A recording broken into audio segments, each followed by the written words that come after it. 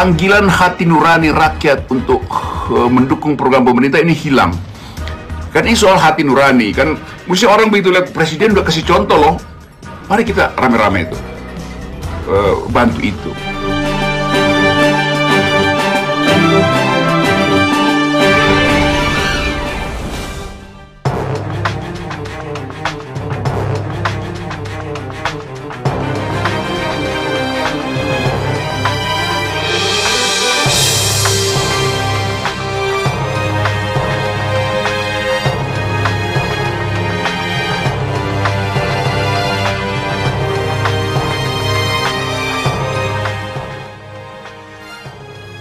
Saya tetap tidak mau divaksin, maupun sampai yang 63 tahun bisa divaksin. Saya udah 63 nih. Mau semua usia boleh, tetap. Misalnya pun hidup di DKI, semua anak cucu saya dapat sanksi 5 juta, mending gue bayar.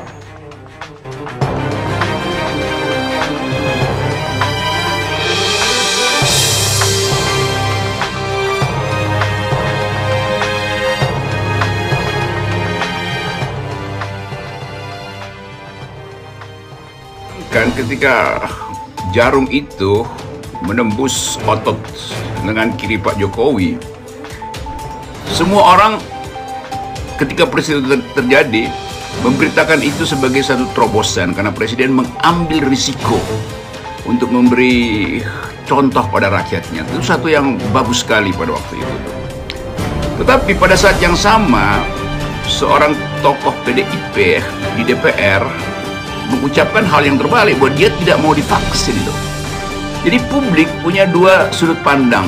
Apakah percaya pada jarum suntik yang menembus otot dengan kiri presiden, atau percaya pada ucapan politisi PDIP yang juga adalah petinggi dari partainya presiden?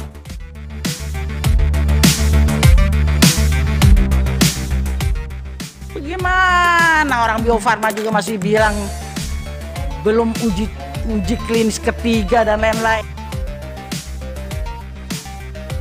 Dan itu yang berbahaya sebetulnya. Karena ini vaksin soal hidup mati manusia tuh. Sesuatu yang fundamental dalam soal kesehatan kita. Tetapi kenapa orang tidak percaya apa yang dimintakan oleh presiden bahwa kita akan lakukan vaksinasi? Ini bukan sekedar pemborosan ekonomi. Kalau orang menolak itu artinya vaksin itu nanti lama-lama kadaluarsa, nggak ada yang pakai tuh. Ini problem yang disebut tadi, tingkat kepercayaan rakyat terhadap pemerintah itu betul-betul menurun, dan ini sangat berbahaya tuh. Jadi kita hanya ingin ambil poin itu untuk memperlihatkan bahwa bahkan di dalam hal yang paling fundamental, yaitu kesehatan, rakyat tidak percaya pada permintaan presiden, atau rakyat sebetulnya tidak percaya pada polisi negara itu, kalau mau bikin lebih mudah dimengerti itu.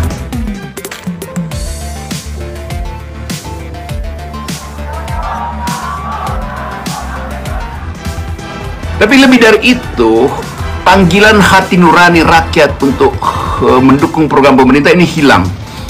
Kan ini soal hati nurani, kan mesti orang begitu lihat presiden udah kasih contoh loh.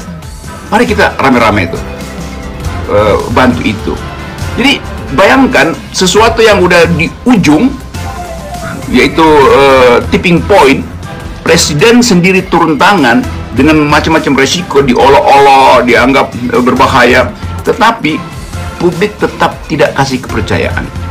Ini bahayanya kalau penguasa kehilangan kepercayaan. Soal-soal semacam ini yang sebetulnya hilang dari publik kita justru karena presiden dianggap sebagai sekali lancung ke ujian seumur hidup, orang tak percaya lagi.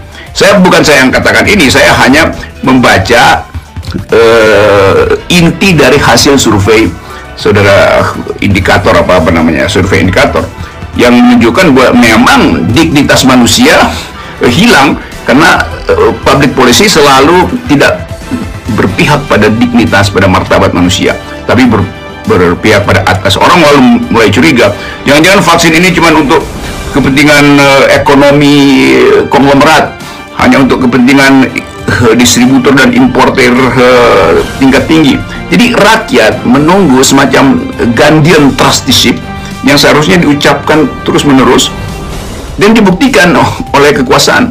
Jadi sekali kekuasaan gagal untuk memperoleh dukungan demi dignitas manusia, maka legitimasi yang kita bicara terus itu turun drastis.